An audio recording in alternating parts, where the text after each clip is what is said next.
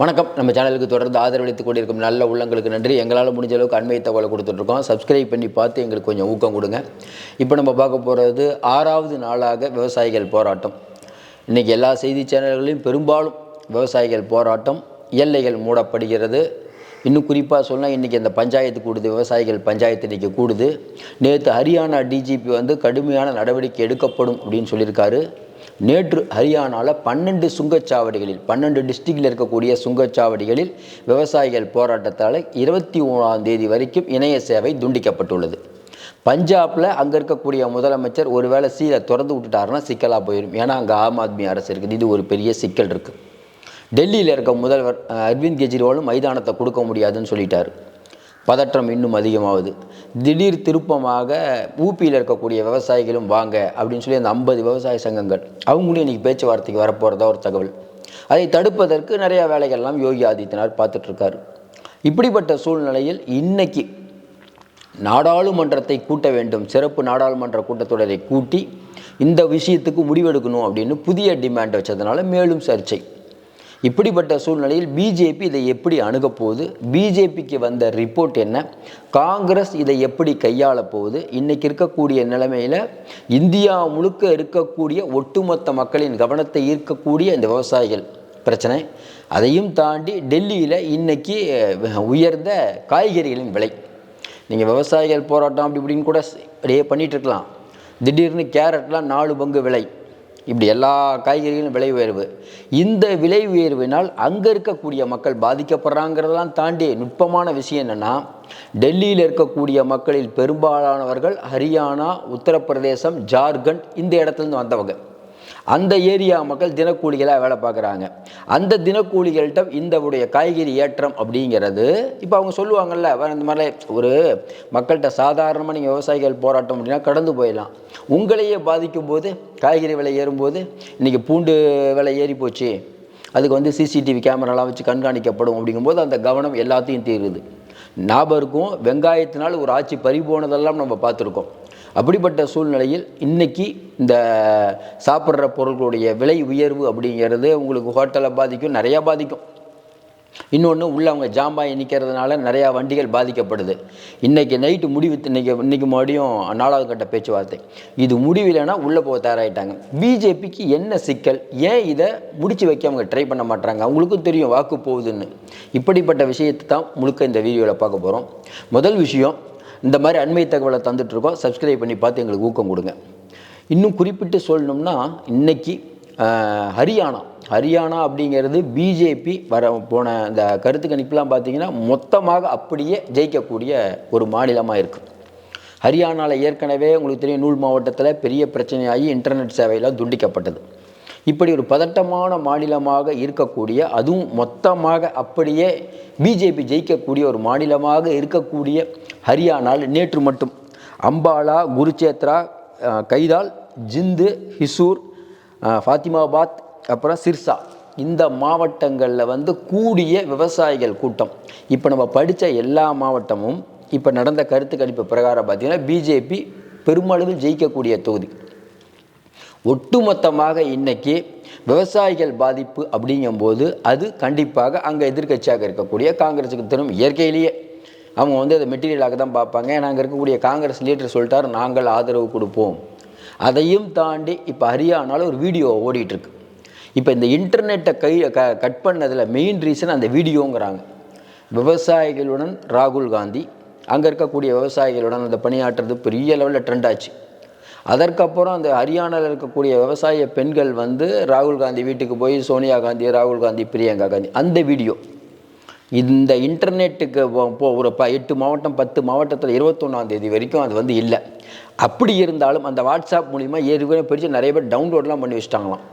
இப்படிப்பட்ட சூழ்நிலையில் இந்த விஷயத்தை இப்போ என்ன சிக்கல்னால், இங்கே அந்த இவங்க சொன்னாங்கள்ல, நம்ம கோயிலை ஒளிபரப்பணுன்னாங்களே, அது மாதிரி எல்லா இடத்துலையும் காங்கிரஸ் ஆஃபீஸ் இருக்குல்ல, அதுக்கு வெளியில் அந்த டிண்டு கட்டி இதை போடலாமாங்கிற பிளான் நடந்துகிட்ருக்கான். இது அந்த பிஜேபி அங்கே இருக்கக்கூடிய பிஜேபி அரசுக்கு ஒரு பெரிய தலைவலி. விவசாயிகளுக்காக பாருங்கள், ராகுல் காந்தி இப்படி பண்ணிகிட்ருக்காரு. இன்றைக்கி என்ன நடக்குது விவசாயிகளுக்கு? ஏன்னா ஹரியானா முழுக்க ஹரியானா, சத்தீஸ்கர்லாம் முழுக்க விவசாயிகளை நம்பி இருக்கக்கூடிய ஒரு விஷயம். ஹரியானா, மத்திய பிரதேசம் சொல்லலாம், ராஜஸ்தான், எல்லாமே ஊபி எங்கெங்கெல்லாம் பிஜேபி வலுவாக இருக்கிறதோ அங்கெங்கெல்லாம் இன்னைக்கு விவசாயிகள் பிரச்சனை பெருமளவு பிரச்சனை ஆகிட்டு இருக்குது 6வது நாளாக. இந்த 6வது நாளாக பிரச்சனையில் ஏற்கனவே இன்னைக்கு நிலவரப்படி டெல்லியில் காற்று மாசு அதிகம், பனிமூட்டம் அதிகம். இப்படிப்பட்ட சூழ்நிலையில் அவங்களுடைய கோபம் எப்படி திரும்பும் அப்படின்னு நீங்கள் யோசனை பண்ணிப்போங்க. எல்லாருமே ஒரு விஷயந்தான், எல்லாரும் மனிதர்கள் தான். அவங்க வேலை வெட்டி இல்லாமல் டெல்லிக்குள்ளே நுழையணுங்கிறது அவங்களுக்கு என்ன வேண்டுதலா சொல்லுங்கள்? அவங்க அந்த அளவு கஷ்டத்தில் இருக்கும்போது அவங்களுடைய கோபம் எப்படி திரும்பும், அங்கே இருக்கக்கூடிய மக்களின் எண்ணம் எப்படி இருக்கும், இதெல்லாம் வச்சு பார்க்கணும். ஒன்று. 2வது விஷயம், இன்றைக்கி நடக்கக்கூடிய அந்த பஞ்சாயத்தில் எடுக்கக்கூடிய முடிவு, ஏற்கனவே அந்த யூகே அது ஒரு சேர்ந்துருக்காங்க, இந்த பாரதிய கிசான் மோர்ச்சா அவங்க இன்னொரு அமைப்பு. இந்த 2 அமைப்புகளும் இன்றைக்கி கூடுறது என்ன சொல்கிறாங்கன்னா, இன்றைக்கி சாயங்காலம் அவங்க என்ன சொல்கிறாங்கன்னா, நாடாளுமன்ற சிறப்பு கூட்டத்தொடரை வைங்க. எதுக்கோ வைக்கிறீங்க, இதுக்கு வைங்க. ஏன் இந்த பிரச்சனை வருதுன்னா, ஏற்கனவே பிஜேபி ஒரு தடவை 3 நாள் கூட்டினாங்க, ஞாபகம் இருக்குங்களா? அதெல்லாம் இப்போ பிரச்சனை ஆகிடுச்சு. உங்களுக்கு விருப்பம் அப்படிங்கும்போது நீ நாடாளுமன்றத்தை கூட்டினீங்க, இப்போ ஏன் கூட்டக்கூடாது? இப்போ என்ன நடக்கும்? இந்த கோரிக்கை வச்ச உடனேயே காங்கிரஸ் உள்ளிட்ட இந்தியா கோச்சு ஆமாங்க வைக்கணுங்க, நாம் வச்சு ஒரு முடிவு பண்ணிடுவோம் அப்படின்னா பிஜேபி திணறும். நாடாளுமன்ற சிறப்பு கூட்டத்தொடர் எப்படி கூட்டுவீங்க? அப்படி கூட்டினா உள்ள மோடி அவர்கள் என்ன பேசுவார்? இதை நீங்கள் ஜஸ்டிஃபை பண்ணுற மாதிரி என்ன பேசுவீங்க? ஏற்கனவே அந்த 2021 அன்னைக்கு நீங்கள் போராட்டம் முடியும் போது நீங்கள் சொன்ன வார்த்தை, ஒரு வரி கூட மாற்ற மாட்டோம்னு சொல்லிவிட்டு அதுக்கப்புறம் மாற்றினீங்க, உறுதி கொடுத்தீங்க. அந்த உறுதி இப்போ இல்லை. தொடர்ந்து இந்த விவசாயிகளின் நண்பன் ஒரு விளம்பரம் வந்துட்டுருக்குல்ல, அந்த விளம்பரமே தவறு அப்படின்னு யாரோ ஒருத்தர் கேஸ் போட போகிறாராம் விவசாய சங்கங்கள். இது விவசாயிகளுக்கு அநீதி இழைச்சிட்டு இந்த விளம்பரத்தை எப்படி போடுவீங்க, பொய்யான விளம்பரத்தை எப்படி விளம்பரம் பண்ணுவீங்க அப்படிங்கிற மாதிரி. இப்படி பலவிதமான விஷயங்கள் இருக்கும்போது அமித்ஷா போட்ட உத்தரவு ஏற்கனவே அமித்ஷா சொல்லிட்டார் பொழுது. யூபியில் அங்கே இருக்கக்கூடிய விவசாய சங்கங்கள்கிட்ட பேசி நம்ம சொன்னோம்ல, ஜெயந்த் அவர் பேச மாட்டான்னு சொல்லிட்டார் பொழுது. ஜெயந்த் சௌத்ரி இதில் சீன்லேயே இல்லை, ஏன்னா அவருக்கு நல்லா தெரிஞ்சு போச்சு, தேவையில்லாமல் இதில் போய் நம்ம மாட்டிக்கிட்டால் பேர் கெட்டு போயிடும்னு அவர் ஒதுங்கிட்டார். அங்கே ஏன்னா கவர்மெண்ட் இருந்தால் உங்களுக்கு தெரியும், வண்டி கொடுக்க மாட்டாங்க, நிறைய பிரச்சனை. அதனால் அங்கே இருக்கக்கூடிய ஒரு 50 விவசாய சங்கங்கள் இதில் போகாமல் தடுப்பதற்கான பேச்சுவார்த்தை நடந்துச்சு. ஓரளவுக்கு அதை தடுப்பதற்கான முடிவு ஓரளவுக்கு வந்துருச்சுன்னே சொல்கிறாங்க. அவர்கள் கலந்துக்கிறதுக்கான வாய்ப்பு கம்மிங்கிறாங்க. ஓரளவுக்கு போராட்டம் பெருசாக நாளைக்கு நாளானைக்கு இழுத்துச்சுன்னா சிக்கல். ஒருவேளை இன்றைக்கே இந்த 4ஆம் கட்ட பேச்சுவார்த்தையில் கூட நமக்கு கிடைக்கிற தகவல் முடிவதற்கான வாய்ப்பு இல்லைங்க. இதில் என்ன சிக்கல்னா, ஏற்கனவே அந்த விவசாயிகளுடைய நிலங்கள் பெரும்பாலும் எல்லாமே அங்கே இருக்கக்கூடிய பெரும் முதலாளிக்கு கொடுத்துட்டாங்க. இவர்கள் ஏதாவது அந்த சட்டத்தை பிரச்சனை பண்ணால் அது ஏகப்பட்ட பின்விளைவுகளை ஏற்படுத்தும். ஏற்கனவே இந்த பாண்டு பிரச்சனையில் இனிமேல் வரக்கூடிய ஃபண்டு வருமா வராதானே தெரில. இப்போ தேவையில்லாமல் இந்த பிரச்சனையில் தலையிட்டிங்கன்னா, ஒன்று பெரும் முதலாளிகளுக்கு ஆதரவாக இருக்கிறதா, இல்லை இங்கே இருக்கக்கூடிய விவசாயிகளுக்கு ஆதரவாக இருக்கிறதா? மற்ற நேரம்னா பரவாயில்ல, இப்போ பிரச்சனை. இதையும் தாண்டி ஒரு பிரச்சனை. இப்போ மார்ச் 3க்குள்ளே தேர்தல் பத்திரங்கள், யார் யாரெல்லாம் பிஜேபிக்கு பணம் கொடுத்தாங்க அப்படின்னு சொல்ல போகிறாங்க. அப்போ பிஜேபிக்கு பணம் கொடுத்த லிஸ்ட்டு வந்துச்சுன்னா தெரியும் பிஜேபி ஒன்று. இன்னொன்று அதையும் தாண்டி இப்போ இந்த ஃபேஸ்புக் ட்விட்டர்லாம் உங்களுக்கு ஹரியானாவில் மட்டும்தான் முடக்கம். மற்ற மாநிலம் என்ன ட்ரெண்டிங், பீகாரில் ஊபியில் என்ன ட்ரெண்டிங்னா பாருங்கள். இன்றைக்கி பெரும் முதலாளிகள் இங்கே போடுவோம்ல, இங்கே பணக்கார பட்டியலில் இந்த குடும்பம், திமுக குடும்பம் இவ்வளோ காசு, அவர் இவ்வளோ காசுன்னு, அதே மாதிரி அங்கே என்ன ஓடிட்டுருக்குன்னா பாருங்கள். யூபி மற்ற ஏரியாவில் விவசாயிகளுக்கு பிஜேபி இதை திறந்தால் பிஜேபிக்கு இவ்வளோ செலவாகும். ஆனால் விவசாய கடன்களை தள்ளுபடி செய்யாமல் விவசாயிகளுக்கான இடுபொருளுக்கான விலையை நிர்ணயம் செய்தால் இவ்வளவு செலவாகும். ஆனால் இவங்க என்ன பண்ணுறாங்கன்னா, அதானி உள்ளிட்ட நீரவ் மோடி உள்ளிட்டவர்களுக்கெல்லாம் பார்த்தீங்கன்னா வராக்கடனை தள்ளுபடி பண்ணியிருக்காங்க. இந்த வராக்கடனை தள்ளுபடி பண்ணது இத்தனை லட்சம் கோடி. விவசாயிகளுக்கான பிரச்சனை இது.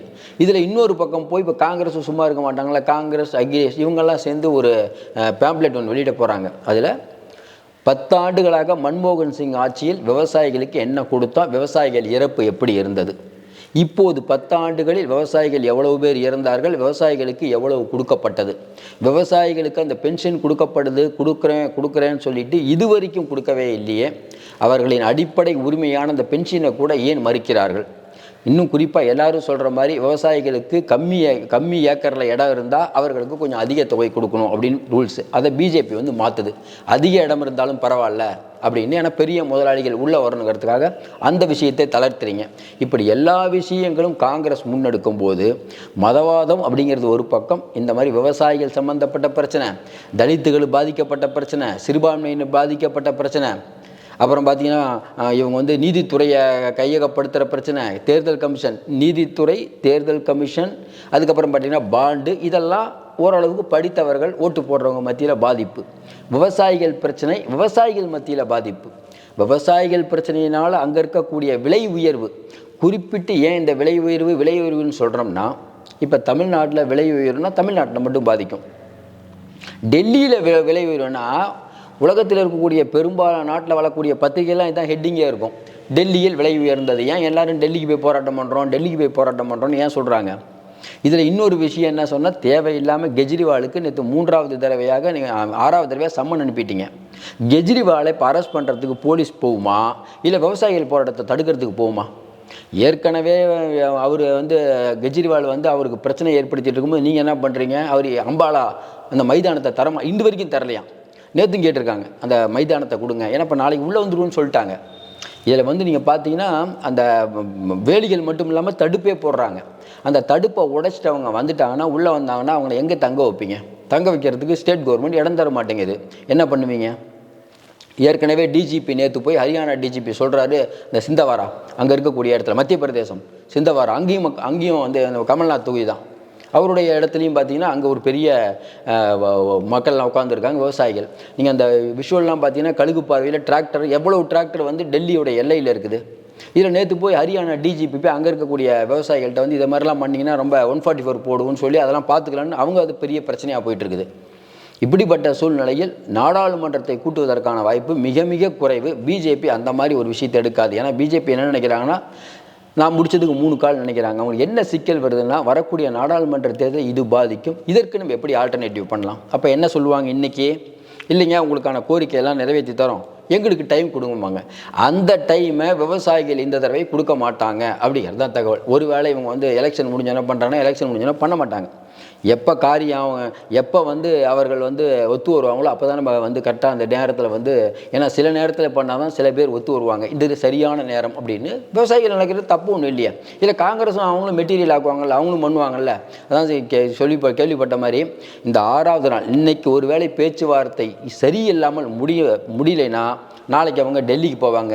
ஏன் இதை காங்கிரஸ் வேடிக்கை பார்க்குதுன்னு கேட்கும்போது, இல்லைங்க காங்கிரஸ் தான் இந்த பிரச்சனையை தூண்டி விடுது, அவங்க தூண்டி விடுறாங்கன்னு பிஜேபி ஏற்கனவே சொல்லிட்டு இருக்காங்க. இப்போதைக்கு காங்கிரஸ் அமைதி காக்கிறது தான் புத்திசாலித்தனம். அவர் ராகுல் காந்தி பாட்டு வயநாடு போகிறாரு, அங்கே போகிறார். இன்றைக்கி வேறு முக்கியமான விஷயம், நேரு அவர்களுடைய சொந்த இடத்துக்கு போகிறாரு இன்றைக்கி அமைதியில். அது ஒரு பெரிய ஏற்பாடு, அங்கே ஏகப்பட்டது களை கட்டிகிட்டு இருக்குது. அப்படி பார்க்கும்போது இன்றைக்கு எடுக்கக்கூடிய முடிவு மிக மிக முக்கியத்துவம் வாய்ந்தால் கூடவிடுது. 4 மாநிலங்களில் ஜார்க்கண்ட்லேயும் போயிடுச்சு. இப்போ அதுதான் சிக்கல். ஜார்க்கண்டில் அங்கே இருக்கக்கூடிய பழங்குடியினர் ஏற்கனவே பிரச்சனை, அங்கே இப்போ இந்த விவசாயிகள் பிரச்சனை, தொடர்ந்து ஜார்க்கண்ட்லேயும் இந்த விஷயம் பரவி அடுத்தடுத்து பக்கத்து மாநிலங்கள்லாம் பரவிச்சுன்னா, ஏன்னா எல்லோரும் வாங்கன்னு கூப்பிட்றாங்க. இங்கே தமிழ்நாட்டிலலாம் ரொம்ப கம்மியாக இருக்குது, ஆனால் அங்கே நிலவரம் அப்படி இல்லை. இன்றைக்கி எவ்வளவு நாள் நீங்கள் வந்து அதை ஃப்ரீஸ் பண்ணி வச்சுருப்பீங்க? இப்படி இருக்கக்கூடிய காலகட்டத்தில் 5 மாநிலங்களில் பதட்டம் நிலவுகிறது. நாளைக்கு கெஜ்ரிவால் என்ன சொல்ல போகிறாரு தெரியல. இவங்க அதுதான் பயம். உள்ளே வரும்போது அவர் வந்து என்னால் ஒன்றும் பண்ண முடியாது, ஏன்னா போலீஸ்லாம் அமித்ஷாவுடைய கண்ட்ரோலு, எங்களால் ஒன்றும் பண்ண முடியாது, ஸ்டேட் கவர்மெண்ட் பண்ண முடியாதுன்னு என்ன பண்ணுவீங்க? இதையும் தாண்டி இன்னொரு விஷயம், இதில் 5 ஸ்டேட்டில் 2 ஸ்டேட்டு வந்து ஆம் ஆத்மி, பஞ்சாபில் அவர் எவ்வளோ நாள் சீல் வச்சுட்டு இருப்பார்? ஏன்னா உச்சநீதிமன்றம் என்ன சொல்லுது, என்னங்க ஒரு உயர் நீதிமன்றம் என்னங்க சொல்லுது, சொந்த நாட்டில் ஒரு ஸ்டேட்டை விட்டு இன்னொரு ஸ்டேட்டுக்கு அவங்க போகக்கூடாதுங்கிறது என்னென்ன, ஏன் சீல் வச்சுக்கின்னு கேட்டுருச்சு. அந்த வழக்கு வேறு நிலுவையில் இருக்குது. இப்படிப்பட்ட சூழ்நிலையில் மிகவும் பதட்டமான சூழ்நிலை தான் உருவாகுது. நம்மை பொறுத்த வரையில் இந்த விஷயத்தை பிஜேபி எப்படி கையாள போகுதுன்னு தெரில. ஏன்னா பிஜேபியுடைய பழைய வரலாறு பார்த்திங்கன்னா, இவங்கள் வந்து போராடுற யாரையுமே அப்படியே விட்டுருவாங்க. அவங்க 1 வருஷம் போராடினாலும் அமைதியாக இருப்பாங்க. மல்யுத்த வீரர்கள் எவ்வளவு நாள் போராடினாங்க, அமைதியாக இருந்தாங்க. அவங்களுக்கு கொடுக்கப்பட்ட வாக்குறுதி என்ன? அந்த பிரிஜ்பூஷன் சிங் அவரோட உறவினர்கள் யாரும் தலைவராக மாட்டாங்கன்னு சொன்னாங்களா? இதை நம்பி அந்த மாலிக் அவங்க அந்த அம்மாலாம் போனாங்களா? அதுக்கப்புறம் என்ன நடந்தது? மீண்டும் வந்து அவருக்கு வேண்டிப்பட்ட குடும்பத்தில் இருக்க ஒருத்தரே தலைவராக போடுறாங்க. சொல்கிறது ஒன்று செய்கிறது ஒன்று. அப்படிங்கும்போது விவசாயிகள் கண்டிப்பாக விழித்துக் கொள்வார்கள்ங்கிறத தாண்டி ஏற்கனவே அவங்க கருத்து கணிப்பெல்லாம் எடுத்தாங்கல்ல, அந்த கருத்து கணிப்பில் பார்த்தீங்கன்னா 28 வயசுலேருந்து 35 வயசு வரைக்கும் எவ்வளோ பேர், 40லேருந்து 50 வயசு வரைக்கும் எவ்வளோ பேர், மோடி வந்து மீண்டும் பிரதமராக வேண்டும் என்று எவ்வளோ பேர் அப்படின்னு சொன்னாங்கல்ல. அந்த லிஸ்ட்டில் பார்த்தீங்கன்னா இவங்க கேட்ட கேள்வியை ராமர் கோயில் கட்டுறதுக்காக ஓட்டு போடுறேன்னு சொன்னாங்க. அதே போல் வேலையில்லா திண்டாட்டம் இருக்கிறது பிஜேபி கவர்மெண்ட்டில், எங்களுக்கு வந்து எந்த நலத்திட்டங்களும் கிடைக்கவில்லைன்னு 61%. அதில் குறிப்பாக விவசாயிகள் வரவே இல்லை. இப்போ விவசாயிகள் ஒட்டு மொத்தமாக இந்த மாதிரி ஆர்கனைசேஷன், விவசாயிகள்ங்கிறது பெரிய ஒரு எண்ணிக்கை, அந்த எண்ணிக்கை அவங்களுக்கு ஜாதி மதம் இல்லை, அவர்களுக்கான எண்ணிக்கை வெகுண்டெழும்போது அது கண்டிப்பாக 5 ஸ்டேட்டில் பிஜேபிக்கு பின்னடைவு ஏற்படுத்தும்னு கண்டிப்பாக அமித்ஷாவுக்கும் தெரியும், மோடிக்கும் தெரியும். இதை அவர்கள் எப்படி சமாளிக்க போகிறாங்கன்னு தெரியல.